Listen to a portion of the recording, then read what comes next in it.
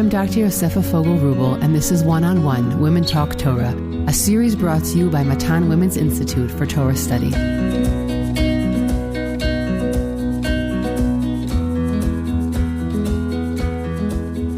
Welcome back to Matan's One-on-One podcast. If you would like to sponsor a podcast episode in honor or memory of a loved one, please contact the Matan office via telephone or email us at podcast@matan.org.il. Each week we spend 30 minutes speaking about a seminal figure or idea in that week's Parsha. Parshat Re'eh opens with the subject of today's episode, the recitation of the blessings and curses on Mount Grizim and Eival.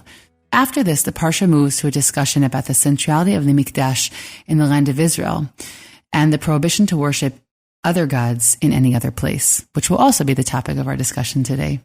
The Parsha then reviews the laws governing the permission to eat meat and its use as a sacrifice.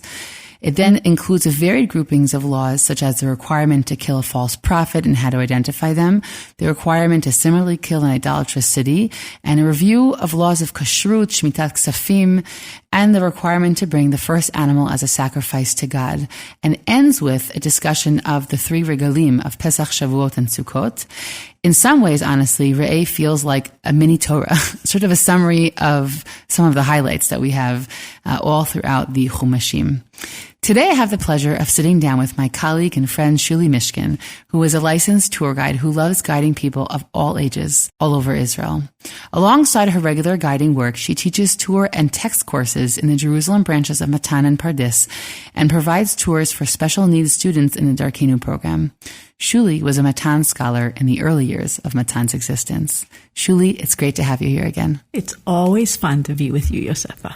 These are always highlight episodes for me. So, Shulie, we want to take your guiding expertise and to take us into the world. First, we'll start in Grizim and Eival. We'll start there. Mm-hmm. So take us into there, and how sort of the archeology and the realia of this place in Eretz Yisrael can illuminate our understanding of it in the Parsha. Okay, so we're going to get on the bus. It's going to take about 2 hours. No, we're doing this in the fast version. From Yosefa's dining room. From Yosefa's dining room, which it has a nice view, but not the same. Really, to understand this Parsha, it's very helpful to go on a trip, but we will try to do that in our imagination. So at the very beginning of the Parsha, right, starts out by saying, Va'ayak yiviacha Adonai Elohecha el ha'aretz asher ata ba shama lirishta, v'natata et habracha al har Grizim, ve'et haklala al har Eival. So this is the first of 3 times that we hear this story being told, that you have to do this. We have it here very briefly. We hear it again towards the end of Sefer Dvarim, where we get the actual klalot. And then we hear again in Sefer Yoshua, and it seems very much like sort of like a little side note. We only have a couple of psukim where it says, we actually went and we did this, what we were supposed to do. It seems like a lot of lead up for very little, that we get at the end of the story. But this is a very significant event in Am Yisrael's becoming a nation, right, in their nationhood. In fact, later on in Devarim it says, Hasket u'shma Yisrael, hayom hazeh niyeta la'am la'Hashem Elokecha. Listen up, Bnei Israel. This is what's going to make you a nation. So this is an important event. Where is this happening, and why is it happening where it's happening, and when is it happening? We have a whole great discussion in the Gemara in Sotah, towards the end of Masechet Sotah, which talks about how it's happening and when does it happen. But let's just look back at the Parsha for one more second, right? We had our first pasuk, Perek Yud Aleph, pasuk Tet, and then after it says to us, okay, you should go do this, we get the tour guides love these psukim, right? These directional psukim, which are always very interesting, because not only does it give you directions, although we'll see that these directions are somewhat confusing, but it also gives us a sense of, did people know where these places were or not? Because my favorite example is always in the end of Sefer Shoftim, right? Yeah. It's very clear that they have no idea. Knew. The writer knows where it is, but the people clearly don't. The people don't know where Shiloh is. How can you not know where Shiloh is? Because nobody went to Shiloh. Right, which is part of the irony to end Shoftim with the fact that no one was really going there. No one was really going. But here you can understand, they're in the desert. Of course, they don't know where things are. So it says, Halo hema be'ever hayarden, achrei derech mevo hashemesh, be'eretz haknaani yoshev ba'arava, mul hagilgal, etzel elonei moreh, which seems to be very clear, although the Gemara actually looks at it in two different possibilities. It could be very close to the Yarden. It could be far from the Yarden. And they read each of these words, right? Achrei, which is achrei. Is it before? Is it to the east? To the west? Derech mevo hashemesh. Is it where the sun sets? Is it where the sun rises? We're not going to go into all the details, but it is fascinating to see that even at the time of the Gemara, it's not so clear where these places are. And a really fascinating example, right? The Gemara says that there's one opinion that this is not Grizim and Eival that we're going to talk about near Shechem, which are the two mountains that are the Shechem, that are the shoulders of the city of Shechem. But there's another opinion that says, no, there are two small mountains, Shnei Gav Shushim. There are these little hills that are right near the Yarden, because it says, Mul HaGilgal. Right? Gilgal seems to be near the, all of these directions are a little bit contradictory. So, one of the opinions, I believe it's Rabbi Elazar, says there are these two mini hills that are called Grizim and Eival. Now, if you look at the Medva map, which is this mosaic floor that was discovered in Jordan about 100 years ago. It's from the Byzantine period, it's from the 6th century, and it's a map of Eretz Yisrael. The most famous part of it that I'm sure a lot of people have seen is the part that's of the city of Jerusalem, that has the Cardo going down the middle, but it's got all sorts of other parts too. And it actually has two sets of Grizim and Eival. Wow. It's got a Grizim and Eival where we would put them by Shechem, and it's got another Grizim and Eival by the Yarden. Right? So who came first? Right? Was it the Byzantines? Was it the Gemara? But it's a very, very interesting idea. But today we assume that Grizim and Eival are these two very significant mountains that are near Shechem. Okay? Grizim is the mountain that's holy to the Shomronim, to the Samaritans, whole other interesting subject for a podcast. The Shomronim actually have a Sefer Torah. Their Torah is almost the same as our Torah, except they add a few Grizimo-centric lines.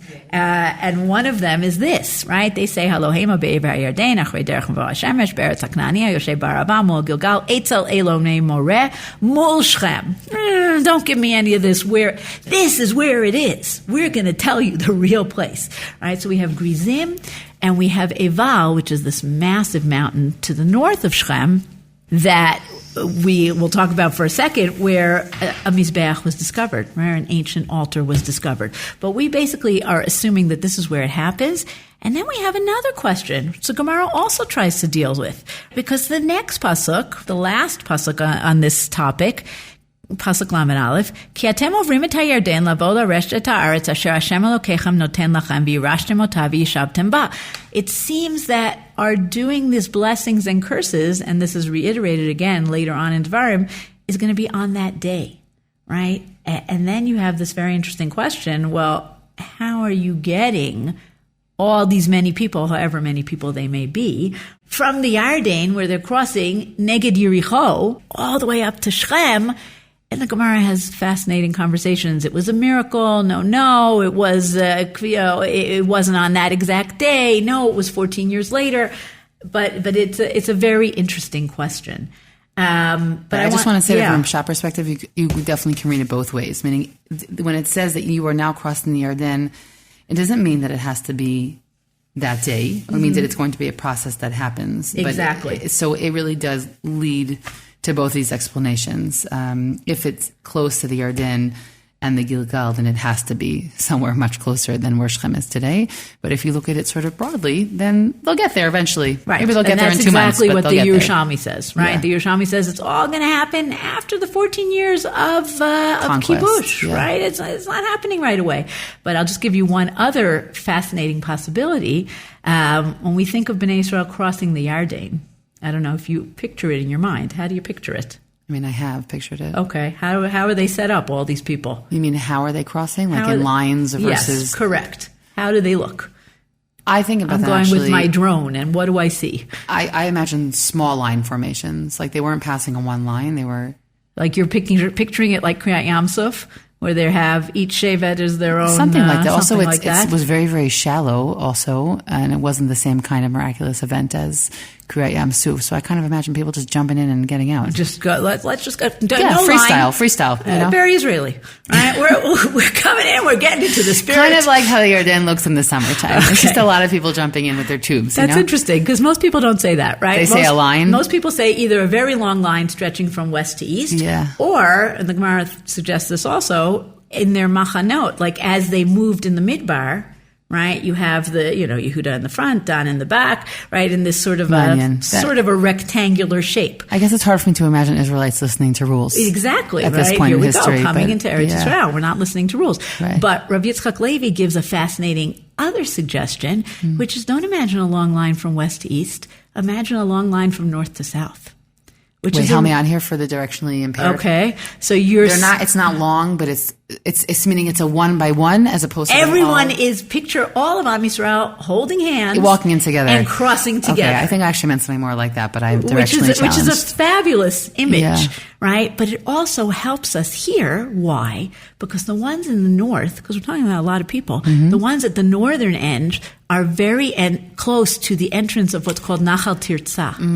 And if you go through Nachal Tirza, you're closer to Shechem. You emerge exactly by Shechem and Grizim and Eival. So it would solve the time problem. The problem is that not everybody would be there, and this seems to be an event that everybody should be there, right?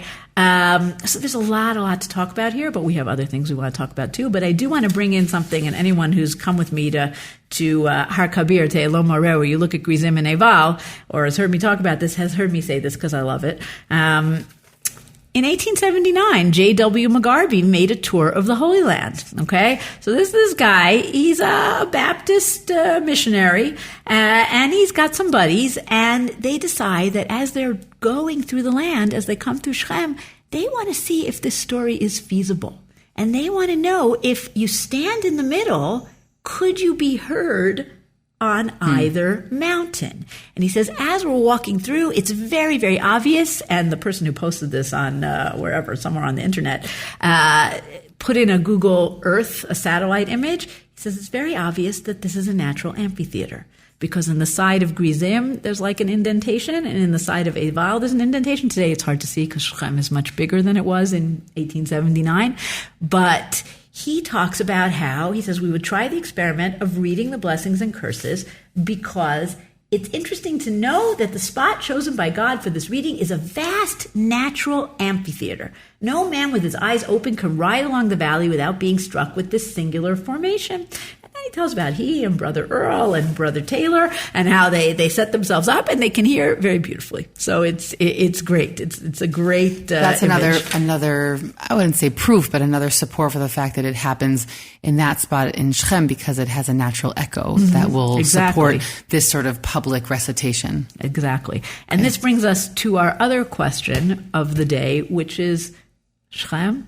What's so special about Shechem? Why are we doing this here?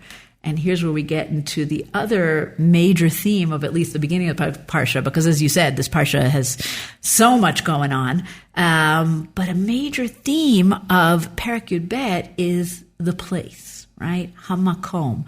When you come, you're going to come to the place. And the question is there one place? Are there a lot of places? Right? What's going on here? Why is Shechem a holy place? And again, I brought him up before. I don't know, somehow he's coming up a lot. Rav Yitzchak Levi from Yeshivat Har Etzion. He talks about stations in the land, right? He says that we can't come to Yerushalayim right away, right? Yerushalayim is the culmination of a long process where we have holy places. And one of those holy places happens to be Shechem. Shechem is a very powerful place for good and for bad. Yeah, it plays centrally in many stories in Tanakh. And many positive and negative stories. Yeah. Right?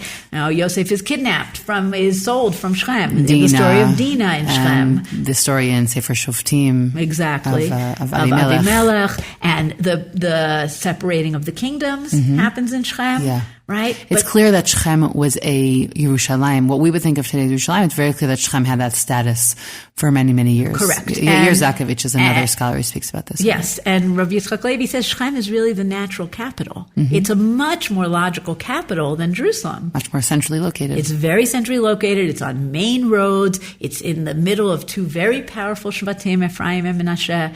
So every stop that we make along this journey, and we can think of a bunch of holy places, right? Shem, Shiloh, Hebron, Beit El. They are contributing something to arriving at this Makom, right? And again, let's take a look at the Psukim, right? So Perek Yud Bet very much focuses on this. It talks in the beginning about getting rid of all the places of Avodah Zarah, Tavdun et kol hamekomot asher avdu sham hagoyim, right? But then in Pasuk Daled, right, we get to Lo tasun ken laHashem Elokechem, don't get rid of Hashem's places, even though we'll see that we do have to get rid of them. Ki im al hamakom asher yibchar Adonai Elohechem mikol shivtechem lasum et shmo sham l'shachno tidrishu ubata shama, right? You have this place that you have to come to. Now, fascinatingly enough, this place is not mentioned, right? And by the way, again, the Shomronim, right? Shomronim say, Kil im al hamakom asher yivchar har Grizim. No guesses here. We don't have to worry. That's where it is. But Sefer Devarim does not say the Makom, right? Which, again, is a fascinating question in terms of biblical criticism and what do we think about that? Also just on the message, why not? Why not? Why not say Yerushalayim? And it leads to the conclusion that the Makom is a sliding scale, meaning we want it to be one place, but maybe it doesn't have to be Yerushalayim at that point in history. At that point, right? So I think that the Torah is saying there might be stages, but there always needs to be a Makom. A centralized place of worship. But this is a very difficult thing for Am Yisrael to do. Right, but let's just look what the Torah wants us to do, right? Bring your sacrifices there, etc., etc. Pasuk Chet, Lo tasun k'chon asher anachnu osim po hayom, ish kol hayashar beinav, ki lo batem ad ata el hamenucha ve'el hanachala. Right, and Chazal pick up on this, and they pick up on the repetitive nature of the psukim, right? And they say, well, why do you have the Makom and then a break and then the Makom again? And they say, well, that's because there's going to be Shiloh, and then there's going to be Yerushalayim, and they're each going to be holy in their time. The difference with Yerushalayim, of course, is that it's holy forever, right? Everything else has a transitional holiness. It doesn't stay. But they say the Menucha is Shiloh, the Nachala is Yerushalayim. And there's an amazing Gemara in Zvachim that talks about this kind of on and off relationship, right? You can have the Bamot until you come till Gilgal. Then after Gilgal, you come to Shiloh, no Bamot. Once you leave Shiloh and the Mishkan is destroyed and you have Nov and Givon, you can have Bamot again, right? On and off, on and off. Can you have local worship? Is it only one place? But once we come to Yerushalayim, that's it, right? There is no more messing around, no more Bamot, no more local worship, and you only have Yerushalayim, one God, one place. Seems very simple.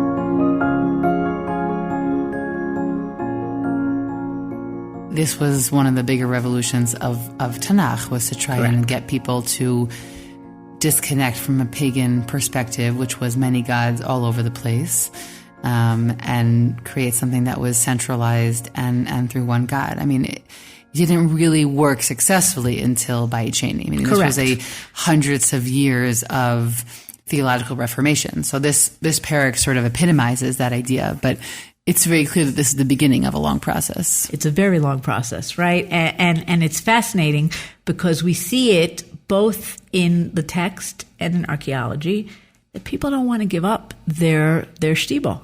People don't want to give up their local worship. We have all these very legitimate places, right? Yaakov puts up matzebot in Beit El, and we have bamot in various places, and it does not seem to be a problem, right? And that's why I find it ironic. Lo ta'asun ken laHashem Elokechem, right? It was okay to do that, but once we have the place in Yerushalayim, it's not okay anymore. And having those local places, that's not acceptable. And we see that both in the text and in archaeology, A, that it's not acceptable, but B, that people had a very hard time with it, right? So if Amos talks about, tidrishuni v'chyu, right? Go look for Hashem, and don't go, lo tidrishu Beit El, v'ha Gilgal, and Beersheba. Don't go to all of these ritual places, but go only to me, says Hashem. To me means, of course, to the Mikdash. Now, Amos is already talking in the time when you have a split, right? And you have alternate Mikdashim in Beit El, in Dan, right? We don't even have just the one Mikdash. But there's always this desire to have your local place. Everybody wants to have their place where they feel close. And what's fascinating is that in archaeology, we've discovered Bamot, and we've discovered even an entire Mikdash in Tel Arad, we'll talk about in a minute. And it's not so clear that this is Avodah Zarah, right? Or it's some combination, right? Some syncretism, some combination of Avodat Hashem and Avodah Zarah. But the issue is not only about the Avodah Zarah, right? When Chizkiyahu and later Yeshayahu go out and do their religious reform, it's not only about getting rid of the idols. It's also about getting rid of the alternative places of worship. People want it, but Hashem doesn't want it. So just to give two amazing examples from archaeology, one is, three really. Okay, I'm cheating. Okay. I allow you. It's okay. So when Shiloh is standing, when the Mishkan is standing in Shiloh, literally the next hilltop over is a place that today is called Givat Harel. Right? And they found on it a mizbeach. It's clearly a mizbeach. It's a stone that's been shaped with the horns, karnaim, right? With karnaim. It's clearly a mizbeach. These guys woke up in the morning. They could have trekked 20 minutes to the Mishkan. No, I want my own mizbeach in my own backyard, right? Maybe because I don't like what's being done in Shiloh, or maybe because I need to be able to worship God close to my house, right? It's the earliest proof of the power of breakaway minyans. Exactly. Backyard minyanim. This is backyard minyanim, right? But a much more serious example, I think, is in the south, right? In two places that are actually not so far from each other, Tel Sheva and Tel Arad. Right? Tel Sheva was a not very big, but very significant town in the time of Chizkiyahu. Before that also, but it becomes very important in the time of Chizkiyahu. It's an administrative center. It's a very nicely well-planned town, which was clearly for soldiers, for workers of the king, the guys who collect the taxes, right? You had to get a little bit of perks to be willing to schlep down there. So they built them a very nice town. But when they were excavating this town, they discovered, I believe this was in the 60s, archaeologists discovered in the basement of one of the buildings these beautiful hewn stones with horns, right, with karnaim, that clearly was an altar that had been taken apart. Today it's in the Israel Museum. There's a copy of it in the site, but the real thing is in the Israel Museum. And in many ways it looks just like the Mizbeach we would have had in the Mikdash, with a few very important exceptions. It's Avnei Gazit, right? It's hewn stones and not field stones. The horns look very kind of animal-like, much more so than the real Mizbeach. And perhaps most significantly, there's a drawing of a snake on the side, right? Which maybe is reminiscent of the Nachash, right? Yechizkiyahu gets rid of the Nachash Nechoshet, right? But what's it doing in a basement taken apart, right? So what we suppose is that when Chizkiyahu's men come knocking at the gates and they say, we're here, get rid of all your Avodah Zarah, the king is doing a religious reform, we'll be back in a month to check. The people of Tel Sheva, they have to follow what the king says. They go underground. Maybe they go underground, or maybe they're willing to follow this new rule, but we're going to destroy the Mizbeach. The Mizbeach has holiness. Mm-hmm. So we're going to put it into Geniza. That's what we're going to do, because there is some Kiddusha, real or what they feel, to this thing, and we're not willing to get rid of it completely, right? I don't know if that means they kept on using it. I'm guessing no, because they dismantled it, but they can't get rid of it. Now, even more fascinating, a little bit to the east, is Tel Arad, where we have what probably was the second religious reform, although archaeologists differ whether it was Chizkiyahu or Yoshiyahu. But there we have not a dismantled Mizbeach. We have a whole Mizbeach. as well as an entire mikdash. It's astounding, right? It's one of my favorite places to talk about and to go to, even though everyone's like, really? Why would you go there? But there's a mizbeach that is the exact dimensions of the mizbeach of the Mishkan, 5 amot by 5 amot by 3 amot. It's made out of field stones. It has this flint piece on the top. It's filled with dirt. It's literally a mizbeach adama. It's exactly like what we hear about in the Mishkan. It's in some kind of a courtyard. And a little further in, there's a Kodesh and a Kodesh Kodeshim. Wow. And the entire thing was covered over and then discovered by archaeologists. So you have a mini Mikdash Ma'at, right? We have a Mikdash Ma'at down in Tel Arad. What's going on there? Presumably, this is also an outpost. It's a border fortress. You have soldiers who are there who are far away from home, far away from their families. They're certainly very far away from Jerusalem. They're lonely. They're frightened. They want to pray. Mm-hmm. We can't get to Jerusalem. Jerusalem's far away. So we're going to make our local mikdash. And we don't care that you have a religious reform. This is very important to us. And then when they are forced to, they cover it up. So this tension between a makom, one place, and many places exists throughout Bayit Rishon times. And it really is only resolved, like you said, in Bayit Sheni times, but not with other mikdashim, but with a real mikdash ma'at, with a Beit Knesset, right? Which, again, is an interesting question. When does that start? Why does that start? But it's a way to say, well, we have that one place, but now we have these local places where different things happen, right? We don't have korbanot for the most part, but we do have a way to come closer to God. You know, as you're speaking and as I'm sort of thinking about these psukim, I understand God not wanting us to have local bamot because they tended to go off track. Meaning they tended to go towards Avodah Zarah, or in a good case scenario, they were, as you said, there was a syncretism there and they were both worshiping God and Avodah Zarah. But I guess I'm curious also theologically why it's so important that there be this centralized kind of worship. And that's, again, reflecting a reality where I don't know that place to be in existence in the way it's envisioned in the Torah. But I don't know if you have any thoughts about that. But I don't know if I could answer why you need the Mikdash, but I think we could answer why you need Yerushalayim, right? And for that, go back to Sefer Shmuel, right? David, one of the lowest moments of his life, he's running away. Avshalom is in charge. He's going with his entourage. They're going, right? Olimu bochim. They're going up Ma'aleh Zeitim. They're leaving. It's this terrible, tragic moment. And along come the Kohanim carrying the Aron. Wait for us. We're going to bring the Aron. And what does David say to them? Bring it back. Bring it back to the city. If I find favor in Hashem's eyes, he'll reunite me with the Aron. But the Aron stays in the city. And by doing that, David guarantees that Yerushalayim remains the place. There's no more moving. There's no more leaving. And even though the United Kingdom falls apart, and even though ultimately we go into exile, and then we come back and we go into exile again, Yerushalayim remains Hamakom, right? And we can go to Yavne, and we can rebuild, and we can have Batei Knesset all over the world. But what's in every one of those Batei Knesset? There's something that's pointing towards Yerushalayim. And what do we daven in every one of those Batei Knesset? Bring us back, Uvnei Yerushalayim. And perhaps, this is a very Zionistic answer to your question. Yeah. It's what brought us back here, as opposed to retaining only Judaism, which of course is super important, but we are retaining Judaism and our connection to the land. And without that, how would we ever have gotten back? If I understand you correctly, this section in the Torah, which seems to be very theologically focused, which is how I read it, which is where I'm taking your note, I'm reading it very theologically, that there's an importance to worshiping God in one place. And you're basically saying that I don't know, Yosefa, that the theology is so important, but the geography... No, I'm saying I don't understand the theology. Oh, you don't understand the theology.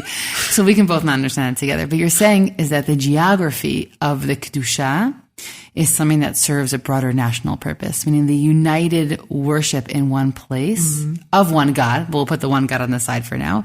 That united worship in one place ultimately becomes an anchor, a spiritual anchor for us over time. But it's because the place. Because of the place. Al na'arot Bavel, sham yashavnu b'ram bachinu b'zochrenu et Zion.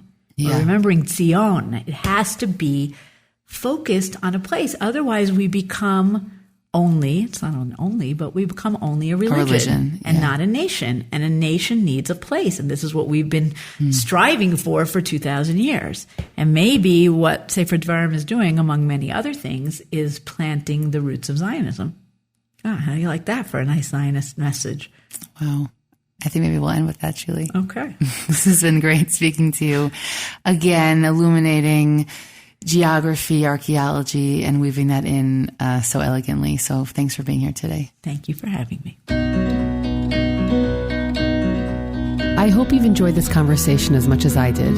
I'm Dr. Yosefa Fogel-Rubel, and this is One-on-One Women Talk Torah, a series brought to you by Matan Women's Institute for Torah Study. Please do One-on-One and Women's Torah Learning a small favor by sharing this podcast with family and friends so that we can reach new listeners.